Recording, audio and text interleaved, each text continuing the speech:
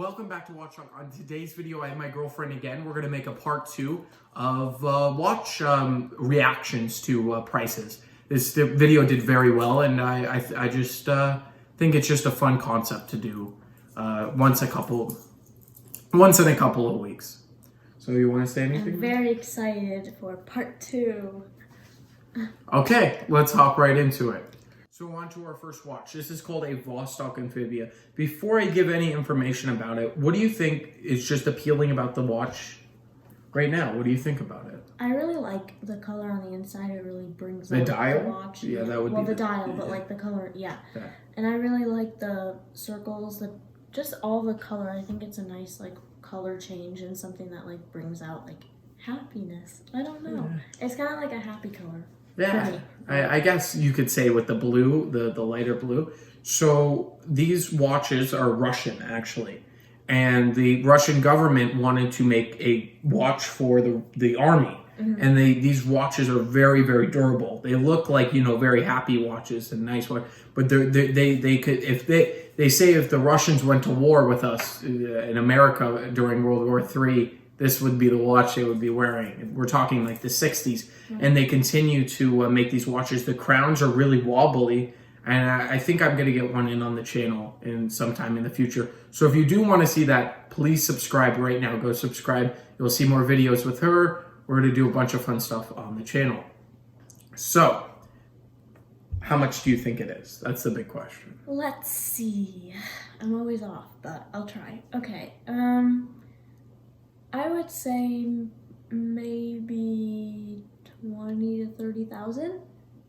Really? Yeah. Okay. This watch is ranging between $60 to $80. What? Yeah. How? It's so nice looking.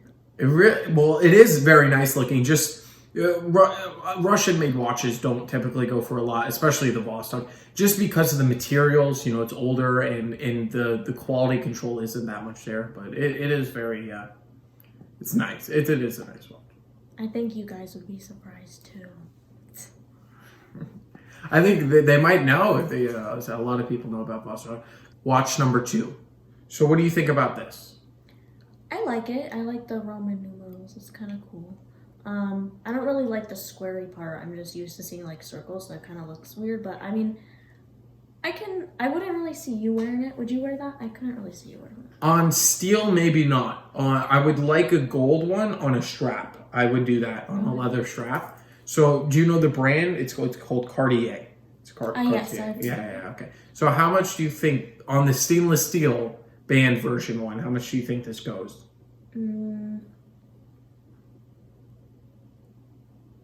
$500? It's $5,000. So on stainless, I believe on stainless they might have gone up, but I'm pretty sure on both stainless steel, the band and the watch is around $5,000, maybe a little more, maybe $7,500 now. So let's head to the next watch. Now, this watch has a very interesting history. I like this. So this is, of course, Seiko, but it's a certain type of Seiko. So let's just first hear your opinion, and then I really like the silver, like shiny color. I think that's very nice, and I could definitely see you wearing that. Also, the numbers on the side. I forgot what that was called again. The 6. The date window. The date window. Yeah. Yeah. I could definitely see you wearing that, and like anyone, I think it would be like a very popular watch. It kind of looks like this a little, but not obviously the same, but. She's talking about the SNK 809. Yeah. A little bit of the brushing you're talking about. So that would be like more of a be blasted finish. And the it's called spring drive movement with a very nice face. The face is very nice. So before I tell you anything more, what do you think about this watch? Like how I feel about it? Yeah. Well, what's your price? A price we're talking. Price? Oh. Like what do you feel the price is? I would say 10,000. 5,000 at retail. It goes a little less actually. But now that Grand Seiko is getting more well known, I think it will continue to rise in price. This watch, they say, is better than Rolex's. It's better than most of the high-end watches, this dial is it's very high finish, and the spring drive is the best movement in the world, and only Seiko has it. It's a mix between quartz and mechanical watches. 1 second a day. It's Nice. 1 second a day wrong. So it's a very beautiful. Okay, this is from a company, Piaget. It's called Piaget. They make different ones. This one's not on the chainmail, but before I get anything, how much? Well, first of all, tell me what do you think about the watch? It's very fancy looking. Is this all not what is it? Those are it's called a diamond bezel. Yeah. That's very pretty. I would wear that if I could. Yeah. That's actually really pretty. Yeah, it's more of women's watch, More but they do have women's, men. yeah. They do have men's too, but this one's a women's watch. So For price, I would say it looks expensive, but I feel like I'm gonna go with 50,000. 50,000. So I saw this watch at 32,915, but of course that's just one of the listings. I think it's around 30 to 40,000 for Piaget. This type of watch. This type of watch is not They also make the thinnest watch in the world, and they make the thinnest automatic watch where the actual movement is part of the face. Ingenious. Piaget has multiple accomplishments, more than any of the brands.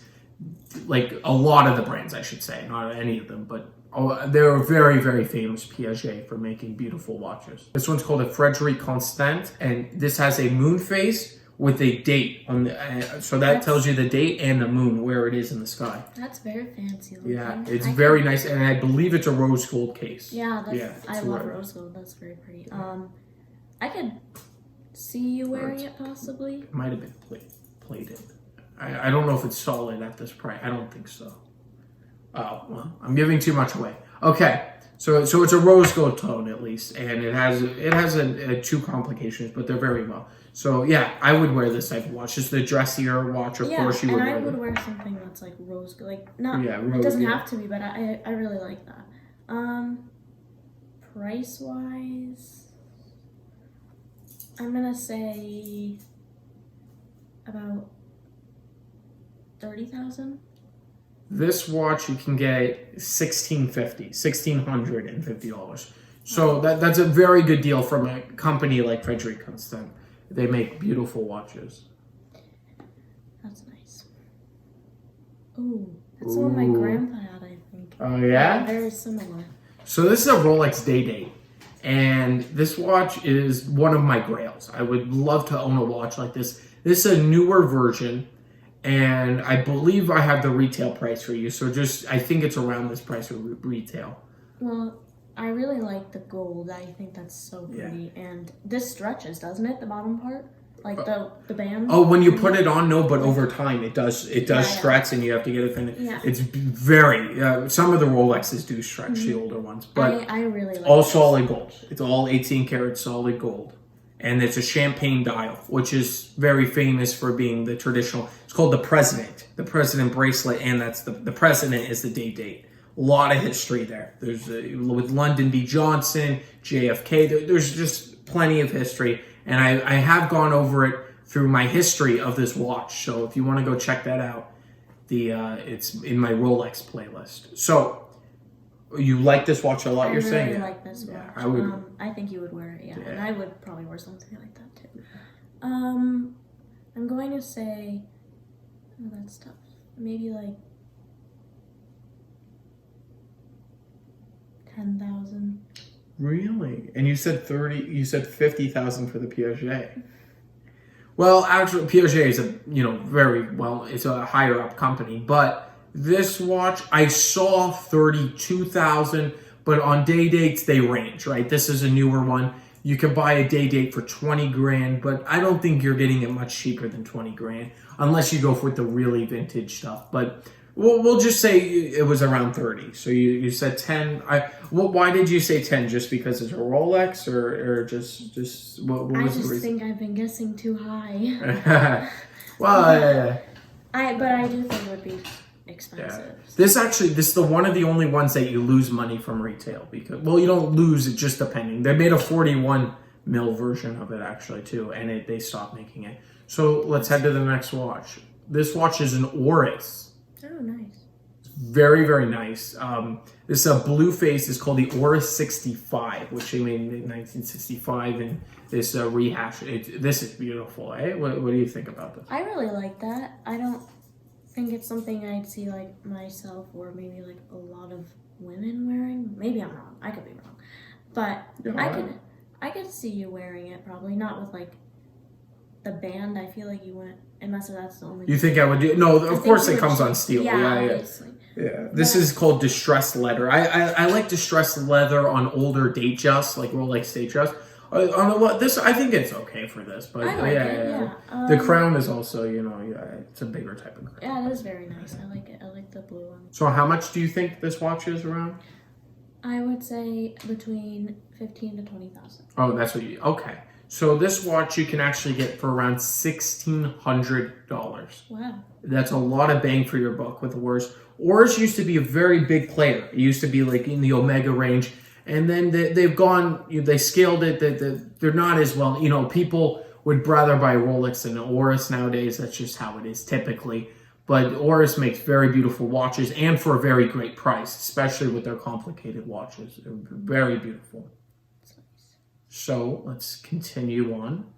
This is a Breguet. It's a Breguet. And it looks beautiful. Look at those complications. It has the older moon phases were more cartoonish, and this Breguet is more of a cartoonish Breguet. It is of course solid gold because that's how Breguet is, and I believe that's a date window and a power reserve on this one. And it has those kind of like trenched lugs. I think this is an older one. I really like that. I mean, it looks a little weird, like not something you see a lot of people wearing today. Yeah, Breguet has that type of thing. Yeah. More traditional. I don't know if I could see you wearing that. Maybe, but I feel like I would see you wearing more of like the other ones than this one. But so what range are you thinking around? Maybe like 5,000. Really? Yeah. It is 35,000. So this one's 35. Oh, you said 5. What made you think it was 5? I did say solid gold, but that's a very little amount of gold. That is, Breguet is just a very famous name. He was actually from French, I believe. He was a French watchmaker. Yeah, I probably because since you said it was like more like older, so I kind of got that feeling, but I don't think I really went in depth that much. Now, of course, it was the list. I'm taking all the list prices where I got these photos. There can be range, of course, on these, especially over time. If you're watching this 6 months from now, these watches could change, especially, the older models. But that's what it's trading at around now. I'm a big fan of this one, okay? So it's called Tudor, and it's made completely out of bronze. We have not discussed. I've never had a bronze watch with her, so it's a different material, stainless and bronze. Bronze patinas over time. It changes every single day. When you wake up and you look at your bronze watch, something's new on it. It's a great patina, and I like bronze watches. I really. But you discuss what you like about this. I think it's very pretty. I love bronze. I think that's just something that really stands out with stuff. I think. I just like how it's made overall. I mean, I think it's just very nice, and I could see you wearing something like that. Yeah, especially because it is bronze. I have bronze watches on my bucket list. I would love to own a bronze watch.